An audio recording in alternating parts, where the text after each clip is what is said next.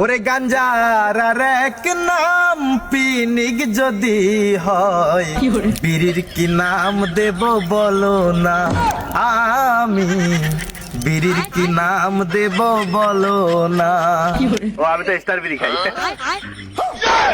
আপাজান তুমি এদিকে রোজা রমজানের দিন কি করতেছো এই জায়গায়? আপাজান আমি এই প্রশ্নের উত্তর দিতে পারবো না। আচ্ছা, এই রোজা রমজানের দিনে তুমি বিড়ি খাইতে তোমার লজ্জা করে না? আপাজান কেউ সুখে টানে, কেউ দুঃখে টানে, কেউ সুখে টানে, কেউ দুঃখে টানে, কেউ বুই যাও টানে, কেউ না বুই যাও টানে। আরে টানতে টানতে টানতে সব শেষ হইয়া যায়। ডিজে মকবুল বিড়ি খেলে হয় ক্যান্সার, সব প্রশ্নের থাকে না অ্যান্সার। আরে বিড়ি খেলে হয় ক্যান্সার, সব প্রশ্নের থাকে না অ্যান্সার। আপাতত মাথাটা চক্কর দিল কেন? আমি তো এখন খাইনি। ও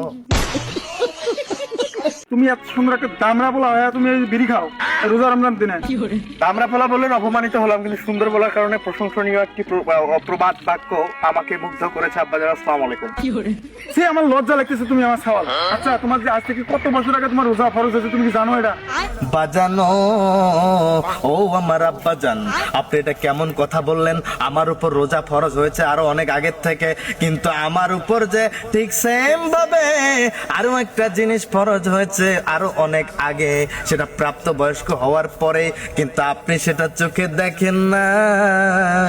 আপনি এই সিঙ্গেলের কষ্ট বোঝেন না। আব্বাজান অলরেডি মনে হয় আন্দাজ করতে পেরেছেন আমি কি বোঝাচ্ছি। আমার উপর যে এই রোজার মতো করে বিয়েটাও ফরজ হয়ে গেছে রে বাবা। আপনি এ নিয়ে কোনো কথা নাই, ব্যথা নাই, মাথা ব্যথা নাই, আপনি বলেন না কিছু। আব্বাজান আপনি রোজা নিয়ে যেমন করে যুক্তি দিয়ে কথা বললেন, ঠিক সেম ভাবে যদি আমার বিয়েটা নিয়ে কথা বলতেন রে বাবা, তাহলে আমি আজকে আপনার ছেলে হিসাবে নিজেকে প্রেগনেন্ট ফিল করতাম, গর্বিত ফিল করতাম।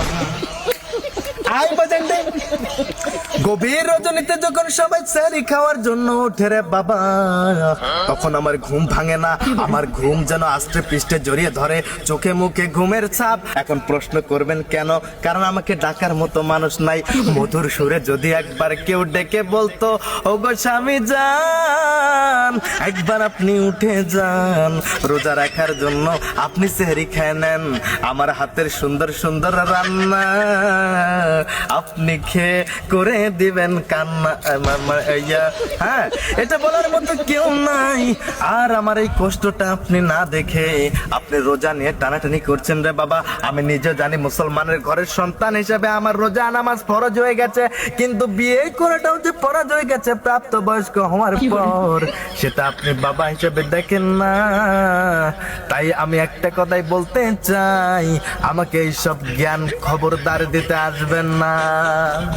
কেন যে মসজিদের মাকে প্রতিদিন ডাকাডাকি করে, আমি তোমাকে ডাকি, তোমার আম্মা তোমাকে ডাকে, এটা তোমার হয় না? তোমাকে বউ লাগবে, বউ ছাড়া কি রোজা রাখা যায় না?